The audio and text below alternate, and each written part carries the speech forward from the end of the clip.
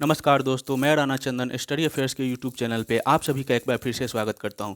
दोस्तों, study affairs द्वारा घर बैठे 67वीं बीपीएससी मुख्य परीक्षा की तैयारी की जो मुहिम चल रही है, उसी के तहत आज के वीडियो में हम लोग बात करेंगे जीएस पेपर 2 के दूसरे सेक्शन जो है भारतीय अर्थव्यवस्था और भारत का भूगोल। इस टॉपिक से हम लोग इस सब्जेक्ट से हम लोग महत्वपूर्ण टॉपिक को देखेंगे कि कौन से ऐसे महत्वपूर्ण टॉपिक हैं जिसकी तैयारी अगर हम लोगों ने घर बैठे कर ली तो परीक्षा में इससे प्रश्न आने ही वाले हैं। और हम लोग आगे बात करेंगे कि इन टॉपिक से क्या क्या हमें कवर करना है। ये भी देखेंगे कि पिछले वर्षों जो भी बीपीएससी की मुख्य परीक्षा के एग्जाम हुए हैं उसमें इन टॉपिक से किस तरह के प्रश्न पूछे गए हैं। तो एक पूरी तैयारी रहेगी, हमारे पास एक पूरा खाका रहेगा, मैप रहेगा, जिसके तहत हम लोग अपना स्ट्रेटजी बना सकते हैं। और आगे बढ़ने से पहले दोस्तों आप सभी को बता दूं कि इस वीडियो से पहले इस चैनल पे ऑलरेडी बीपीएससी की मुख्य परीक्षा की तैयारी से संबंधित 4 वीडियो अपलोड किए जा चुके हैं। जिसमें पहला वीडियो था बीपीएससी मुख्य परीक्षा के संपूर्ण सिलेबस से संबंधित सटीक विश्लेषण। दूसरा जो वीडियो था वह था बुक लिस्ट और रिसोर्सेज, हमें मुख्य परीक्षा की तैयारी के लिए कौन कौन से बुक चाहिए और कहाँ से रिसोर्स हमें प्राप्त कर सकते हैं। और उसी वीडियो में मैंने बताया था कि हम लोग अपनी तैयारी को किस तरह से धार दें, तो आप लोग जरूर इन वीडियो को देखिएगा। तीसरा जो वीडियो था मुख्य परीक्षा से संबंधित, हम लोग इतिहास, जो जीएस पेपर 1 का जो पहला सेक्शन है आधुनिक भारत का इतिहास, उसके महत्वपूर्ण टॉपिक को हम लोगों ने देख लिया है। उसके बाद हम लोग जीएस पेपर 2 के भारतीय राज्य व्यवस्था से संबंधित महत्वपूर्ण टॉपिक को कवर कर लिए हैं। तो आज के वीडियो में हम लोग भारत का अर्थव्यवस्था और भारत का भूगोल से के महत्वपूर्ण टॉपिक को कवर करेंगे। और इससे पहले मैं बता दूं कि हम लोग ये जो सेक्शन है ये मुख्य परीक्षा जीएस पेपर 2 का सेक्शन है। और इसके पूरे सिलेबस को हम लोग ने देखा था कि जीएस पेपर 2 के दूसरे सेक्शन से भी 4 प्रश्न में पूछे जाते हैं, जिसमें 3 प्रश्नों का उत्तर हमें देना होता है। और हमने बात की थी जो सिलेबस और बुक लिस्ट से संबंधित कि हमें कौन कौन से टॉपिक को महत्वपूर्ण तौर पे पढ़ना है, किस किस बुक से पढ़ना है। तो ऑलरेडी स्ट्रेटेजी आपको बताया जा चुका है। बुक लिस्ट में मैंने बताया था कि प्रतियोगिता दर्पण का जो भारतीय अर्थव्यवस्था का अतिरिक्तांक आता है वार्षिकी से रिलेटेड, उस भी बुक को रखना था। साथ में मैं ऐड करता हूं विजन आईएएस 365 मेंस, ये बुक भी अगर आपको मिलती है मार्केट में अवेलेबल हो जाएगी, पीडीएफ फॉर्मेट में भी आपको मिल जाएगी, तो ये बुक रखिएगा। और केबीसी नैनो की जो पतली सी बुक आई थी, इसकी चर्चा भी मैंने की थी और इन बुक को रखना था आपको। ये यहाँ पे मैंने बुक भी दिखा देता हूँ आपको। उसके अलावा दृष्टि आईएएस की जो वेबसाइट है, उन जिस भी टॉपिक की आप तैयारी कर रहे हैं उसको इस वेबसाइट से आप वहाँ के लेख दे सकते हैं। Previous year solve question bank आपके पास होना ही चाहिए। अपना नोट्स करंट को ध्यान में रख के बनाएं। करंट अफेयर्स मैंने बताया था कि प्रतियोगिता दर्पण और पेपर में जो एडिटोरियल आता है उससे लेके अपने करंट्स को अपडेट करना है। साथ ही आपको केंद्रीय यानी भारत का और बिहार का बजट और आर्थिक सर्वेक्षण पूरी तरह क्लियर होना चाहिए। तो हम लोग ये भी चर्चा किए थे कि किस तरह हम लोग आंसर प्रैक्टिस करेंगे, आप लोग पिछली वीडियो में ये सब देख सकते हैं। तो आज हम लोग बात करेंगे भारतीय अर्थव्यवस्था और भारत के भूगोल के महत्वपूर्ण टॉपिक को। कौन ऐसे टॉपिक है जहां से हर साल प्रश्न पूछे जाते हैं। अगर इन टॉपिक की तैयारी हम लोग घर बैठे कर लेते हैं तो परीक्षा में 4 में से 3 प्रश्न हम लोग निश्चित रूप से लिखने में सक्षम होंगे। तो कौन कौन से टॉपिक है? एक टॉपिक है कृषि क्षेत्र, सबसे महत्वपूर्ण टॉपिक है दोस्तों। हर साल यहाँ से 1 या 2 भी प्रश्न पूछे जाते हैं, जो दूसरा सेक्शन है जीएस पेपर 2 का। और दूसरा जो महत्वपूर्ण टॉपिक है वो है जनसंख्या या जननांकिकी लाभांश, यहाँ से भी प्रश्न बनते हैं और हर साल पूछे जाते हैं। तीसरा टॉपिक है योजना या नियोजन एवं आर्थिक विकास, ये काफ़ी महत्वपूर्ण टॉपिक और इसमें बहुत सारा स्कोप है, बहुत सारे डायमेंशन हैं, यहाँ से प्रश्न हर साल पूछे जाते हैं। चौथा जो टॉपिक है वो उद्योग क्षेत्र से हो जाएगा। निर्धनता और गरीबी, निर्धनता और गरीबी जो हम लोग का 5वां टॉपिक है। छठा टॉपिक है बेरोजगारी, हाल फिलहाल में देश में ये बर्निंग इशू रहा है, निर्धनता, गरीबी, बेरोजगारी। इससे संबंधित जो यूएन की रिपोर्ट क्या कहती है, यूएनडीपी की रिपोर्ट क्या कहती है, वैश्विक भूख सूचकांक में भारत का स्थान कितना है, बेरोजगारी दर कितनी है। तो इससे रिलेटेड केंद्र सरकार द्वारा कौन कौन से स्कीम चलाई जा रही है इसे रोकने के लिए, प्रीवियस में कौन कौन से स्कीम इस पे लाए गए हैं, योजना क्या है, कानून क्या है, और साथ ही बिहार से जोड़ करके, ये सारे क्वेश्चन बिहार से जोड़ करके भी पूछे जाते हैं दोस्तों।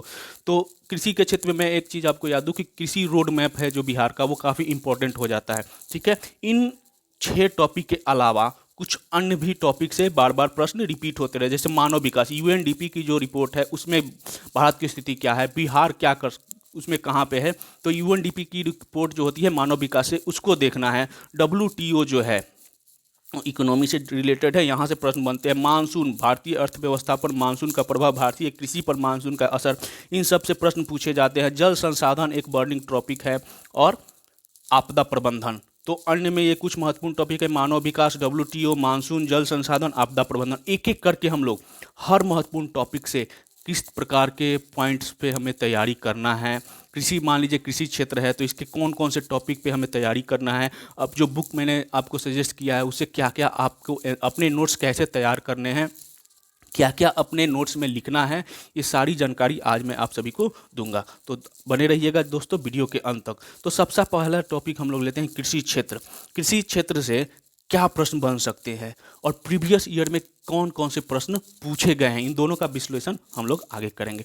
तो कृषि जो क्षेत्र है, यहाँ से जो प्रश्न पूछे जाते हैं, देश में कृषि की वर्तमान स्थिति क्या है। वर्तमान स्थिति सबसे आपको देखना है, जहाँ से भी आप नोट्स बनाइए, मैंने जो बताया उसके थ्रू या वेबसाइट के थ्रू आप अपने नोट्स बनाइए। सबसे पहले आपको नोट्स बनाना ही होगा, तब जाके आप आंसर प्रैक्टिस कर सकते हैं। तो देश में कृषि की वर्तमान स्थिति क्या है, समस्या क्या है, हमारे कृषि के सामने चुनौती क्या है, और इसे दूर करने के उपाय क्या क्या हो सकते हैं, इतना तो आपको होना चाहिए। साथ ही उत्पादन और उत्पादकता को बढ़ाने के उपाय आपको बताना है, विशेषकर बिहार से जोड़कर, खासकर कृषि रोड मैप, इसे आपको तीनों कृषि रोड मैप में क्या क्या उद्देश्य था, क्या क्या पूर्ति हुई है, इसको अच्छी तरह अपने नोट्स में कृषि रोड मैप से एक अलग टॉपिक तैयार कर लीजिए बिहार से जोड़कर। तो उत्पादन और उत्पादकता को बढ़ाने के उपाय देना है पूरे नेशनल लेवल पर, फिर उसे बिहार से जोड़ करके भी आपको देना है कि बिहार में क्या स्कोप है। अन्य जो पॉइंट बनते हुए, कृषि के विकास हेतु सरकार द्वारा चलाए जा रहे प्रमुख कार्यक्रम। अब यहाँ सरकार से तात्पर्य है कि राज्य सरकार या केंद्र सरकार, दोनों के ही द्वारा जो कार्यक्रम चलाए गए हैं, केंद्र सरकार द्वारा पूरे देश भर में और राज्य सरकार द्वारा अपने राज्य में। 1999 से अब तक, जो 1991 के बाद जो ग्लोबलाइजेशन के दौर में भारत शामिल हुआ, तो वहाँ से लेके अब तक आपको कृषि के विकास और सरकार द्वारा चलाए गए प्रमुख कदमों की, कार्यक्रमों की पूरी खाका आपके नोट्स में होनी चाहिए। इसके अलावा भारतीय कृषि का मानसून पर निर्भरता, किस प्रकार भारतीय कृषि जो है मानसून पर निर्भर है, ठीक है, इसे कैसे कम किया जा सकता है, क्योंकि ग्लोबल वार्मिंग के कारण मानसून परिवर्तन हो रहा है, किसी वर्ष सूखा ही रह जा रहा है, कहीं बाढ़ आ जा रहा है किसी वर्ष, तो इसके अनुसार हमें क्या क्या उपाय करने चाहिए। कृषि में तकनीकी का उपयोग, किस तरह तकनीक का उपयोग करके कृषि के उत्पादन और उत्पादकता को और बढ़ाया जा सकता है। कृषि विपणन क्या है, खाद्य सुरक्षा क्या है और इससे संबंधित क्या बिल है। हरित क्रांति से दोस्तों आपको हरित क्रांति को अच्छी तरह देखना होगा, और प्रधानमंत्री किसान मानधन योजना क्या है, इससे भी प्रश्न बन सकते हैं, इसकी उपलब्धियां अभी तक क्या रही हैं। प्रधानमंत्री कृषि सिंचाई योजना क्या है। किसान बिल और आंदोलन, जो पिछले 2 वर्षों में काफ़ी बर्निंग इशू रहा, इसको आपको पूरी तरह समझना है। कौन कौन से 3 जो एक्ट थे, जो बिल थे, जिसके लिए पूरे देश में आंदोलन चला और अंततः सरकार उसे वापस ले ली। तो इन सारे टॉप पॉइंट को ना आपको अच्छी तरह अपने पकड़ बना के रखना होगा। एमएसपी जो काफ़ी चर्चा में रहा था किसान आंदोलन के दौरान, तो एमएसपी का वैधानिकरण क्या है, हरित अर्थव्यवस्था क्या है, और किसानों की आय दुगनी कैसे की जा सकती है। सरकार ने यह योजना चलाई, किसानों की आय दुगनी। तो इन सारे कृषि से संबंधित बहुत सारे डायमेंशन बनते हैं, हर डायमेंशन से आपको रेडी रहना है। टाइम अभी है, हम अगर अभी से चलते हैं तो सारे सिलेबस को अच्छी तरह कंप्लीट कर सकते हैं, अपने नोट्स को बना सकते हैं। अब हम लोग देख लेते हैं कि कृषि क्षेत्र से प्रीवियस ईयर में कौन कौन से प्रश्न पूछे गए हैं। तो आप देख सकते हैं 65वीं, 63वीं, 62वीं, 56 से 59वीं, हर साल प्रश्न पूछा गया है। भारतीय कृषि में 1991 से समृद्धि एवं उत्पादकता की प्रवृत्ति की व्याख्या करिए। देखिए, उत्पादकता बढ़ाने की, बिहार में कृषि उत्पादन और उसकी उत्पादकता को बढ़ाने के लिए क्या व्यवहारिक उपाय किए जाने चाहिए। तो जो पॉइंट्स हमने बताया वहाँ से प्रश्न यहाँ पे आपको देखने को मिलता है। 63वीं बीपीएससी मेंस में क्या पूछा है, वर्तमान में कृषि की प्रमुख समस्याओं पर प्रकाश डालिए। ठीक है, वर्तमान में समस्या पूछ दिया, उन्हें दूर करने के सुझाव यानी उपाय आप बताइए। साथ ही भारतीय कृषि के विकास हेतु सरकार द्वारा चलाए जा रहे प्रमुख कार्यक्रमों की चर्चा करें। तो इसी तरह घुमा घुमा के प्रश्न रिपीट होते हैं कृषि से संबंधित। तो बेसिक चीज़ अगर हम लोग जान लेंगे तो प्रश्न जैसे भी घुमाए, हमारे नोट्स में हर प्रकार की जानकारी होगी। हम लोग जो क्वेश्चन की डिमांड होगी उसके वहाँ पे उत्तर डाल देंगे। भारतीय 60वीं से 62वीं में है, भारतीय कृषि में समृद्धि एवं उत्पादकता की प्रवृत्ति की व्याख्या कीजिए। यहाँ पे देखिए, ये 65वीं वाला क्वेश्चन और 60वीं 62वीं ऑलमोस्ट सिमिलर दिख रहा है। देश में उत्पादकता में सुधार लाने और कृषि के आय को बढ़ाने के उपाय भी सुझाइए। 56वीं से 59वीं में क्वेश्चन है, भारत में कृषि विपणन का वर्णन कीजिए एवं कृषि विपणन व्यवस्था की कमजोरियों को बताइए। हमने कृषि विपणन की भी चर्चा की थी। कृषि उपज विपणन व्यवस्था में सुधार की दृष्टि से बिहार सरकार द्वारा उठाए गए बिहार सरकार का क्या उपाय किया है, ये भी आपको बताना है। ठीक है, तो वही सारे क्वेश्चन जो है ना, जो पॉइंट हमने देखा था उसी से घूम फिर के क्वेश्चन बनेंगे। 53वीं से 55वीं में 2 बार प्रश्न पूछा गया है। 48वीं से 52वीं भी क्वेश्चन पूछा गया, देख लेते हैं। किस प्रकार से भारतीय मानसून का परिवर्तनशील स्वभाव भारत के कृषि को प्रतिकूल रूप से प्रभावित करता है? बिहार के विशेष संदर्भ में इसकी व्याख्या करिए। क्योंकि बिहार की पूरी अर्थव्यवस्था जो है ना कृषि पर निर्भर है। यहाँ की अर्थव्यवस्था और रोजगार मुख्यतः कृषि पर ही निर्भर है। तो मानसून पर अगर निर्भर हो गए तो यानी बिहार की अर्थव्यवस्था पूरी तरह मानसून पर निर्भर हो गई। अगर मानसून की परिवर्तनशीलता होती है, स्वभाव में परिवर्तन होता है, तो यहाँ की अर्थव्यवस्था में भी उसी तरह प्रभावित होगी। रोजगार बेरोजगारी भी उसी तरह प्रभावित होगा। ठीक है, 53वीं से 55वीं में फिर पूछता है, कृषि विविधता एवं जैविक कृषि भारत में खाद्य संरक्षण के अच्छे विकल्प है। बिहार के संदर्भ में इसकी आलोचनात्मक विवेचना कीजिए। हर प्रश्न में आपको देखने को मिलता है 1-2 प्रश्न बीच करके कि बिहार के संदर्भ में। नेक्स्ट, हरित क्रांति ने भारत में अनाज उत्पादन को बढ़ाया है, परंतु इसने अनेक पर्यावरणीय समस्याएं भी उत्पन्न कर दी है। इसकी व्याख्या उदाहरण सहित कीजिए। तो वही उन्हीं सारे टॉपिक से जिस पॉइंट पर हम लोग बात किए थे, उन्हीं पॉइंट से प्रश्न पूछे गए हैं विगत वर्षों में कृषि क्षेत्र से। ठीक है, तो कृषि के डायमेंशन को हमने पढ़ लिया कि कौन कौन से क्षेत्र से आपको कवर करना है, अपने नोट्स बनाने हैं। अगला जो महत्वपूर्ण टॉपिक था वो है जनसंख्या या जनसांख्यिकी लाभांश। इससे भी प्रश्न हर साल रिपीट होते हैं। देखते हैं हम लोग इस पे क्या क्या तैयारी करना है। तो जनसांख्यिकी लाभांश क्या है? सबसे पहले तो ये पता करना है कि व्हाट इज, मतलब ये जनसांख्यिकी लाभांश है क्या। जब तक जानेंगे नहीं तब तक इसके लाभांश या इसके फायदे नुकसान को समझ नहीं पाएंगे। तो सबसे पहले जनसांख्यिकी लाभांश को समझना है। जनसंख्या का आर्थिक विकास में संबंध क्या है?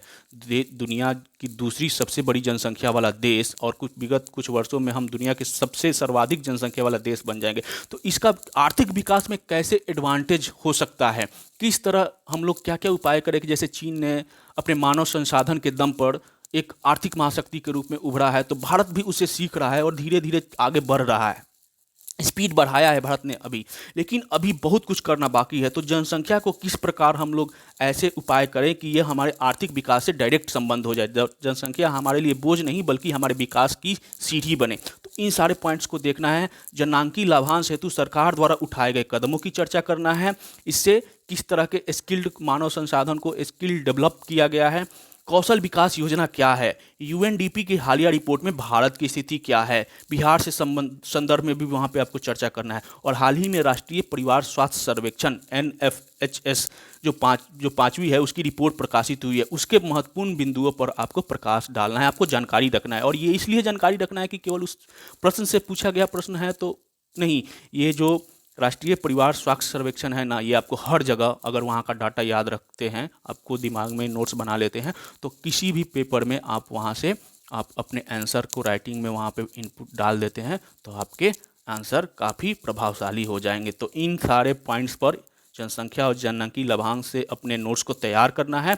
अब हम लोग देखते हैं प्रीवियस ईयर में यहाँ से कैसे प्रश्न पूछे गए हैं। तो पिछली जो 66वीं मुख्य परीक्षा है वहाँ ही प्रश्न पूछा है। देखिए 66वीं 64वीं हर साल, 53वीं से 55वीं 56वीं से 59वीं हर साल प्रश्न पूछा गया है। तो लास्ट जो 66वीं है, जनसांख्यिकी लाभांश से आप क्या समझते हैं? UNFPA की रिपोर्ट के अनुसार भारत विशेष रूप से बिहार को इससे लाभ उठाने के अवसर किस समय तक प्राप्त होंगे? बिहार द्वारा इस संबंध में उठाए गए कदमों पर प्रकाश डालिए। 64वीं में पूछा गया है, जब तक भारत में जनसंख्या वृद्धि और अवरुद्ध नहीं की जाती तब तक आर्थिक विकास को उसके सही रूप से नहीं देखा जा सकता है। इस कथन का परीक्षण करना है। ठीक है, परीक्षण करके आपको आंसर देना है। तो आपको इसके बारे में पूरी जानकारी होनी चाहिए। 56वीं से 59वीं में पूछा है जनसांख्यिकी लाभांश क्या है? फिर से वो क्वेश्चन आ गया जो 66वीं में पूछा था। आर्थिक समृद्धि पर इसके प्रभाव को स्पष्ट कीजिए। पॉजिटिव पक्ष और विपक्ष दोनों पे आपको चर्चा करना है और उसके बाद अपना कंक्लूजन देना है। 53वीं से 55वीं में पूछा है कि भारत में 2011 की जनगणना के अस्थायी नतीजों ने भारत की घटती हुई जनसंख्या दर एवं लिंग अनुपात को प्रदर्शित किया है। यह किस प्रकार से भारत में प्रादेशिक नियोजन को प्रभावित करेगा। आगे भी प्रश्न हम लोग ऐसे ही पूछे जाते हैं, तो आपको इन डायमेंशन में आंसर अपने नोट्स तैयार करना है। फिर हम लोग आंसर राइटिंग के माध्यम से इसे अच्छी तरह से जो भी कमियां होगी उसे सुधारेंगे। अगला जो पॉइंट है वो योजना या नियोजन एवं आर्थिक विकास, ये भी काफ़ी महत्वपूर्ण टॉपिक। आप देखिएगा कि यहाँ से प्रश्न हर साल पूछे गए हैं। तो इसके जो महत्वपूर्ण पॉइंट है जिस पे हमें तैयारी करनी है, आर्थिक नियोजन क्या है, इसकी उपलब्धियाँ अभी तक क्या रही है, वर्तमान समय में इसकी प्रासंगिकता क्या है, भारत में हुए आर्थिक सुधार उसको आपको क्रमिक आपको बताना है, उससे संबंधित नोट्स तैयार करना। विकेंद्रीकृत नियोजन क्या है, माइक्रो प्लानिंग क्या है, आर्थिक सर्वेक्षण का विश्लेषण। आपको बिहार का आर्थिक सर्वेक्षण के महत्वपूर्ण टॉपिक को आपको विकास से संबंधित आपको याद रखना होगा। देश के आर्थिक सर्वेक्षण को एक ब्रीफ नोट आपके पास होना चाहिए, और बिहार के आर्थिक विकास के मुख्य बाधाओं एवं इसे दूर करने के उपाय आपके पास होनी चाहिए।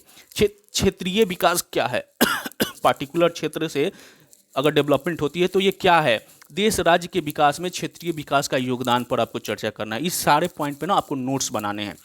नीति आयोग, आत्मनिर्भर भारत, प्रधानमंत्री जन धन योजना, एक देश एक राशन कार्ड, और अभी हाल में चल रहा है एक जिला एक उत्पाद और समावेशी विकास। इन सभी पॉइंट्स पे आपको अपने नोट्स तैयार करके रखने हैं, और ये बहुत इंपॉर्टेंट हो जाता है मुख्य परीक्षा के लिए। अब हम लोग देख लेते हैं कि इससे कब कब प्रश्न पूछे गए हैं। तो 66वीं मुख्य परीक्षा में ही प्रश्न है।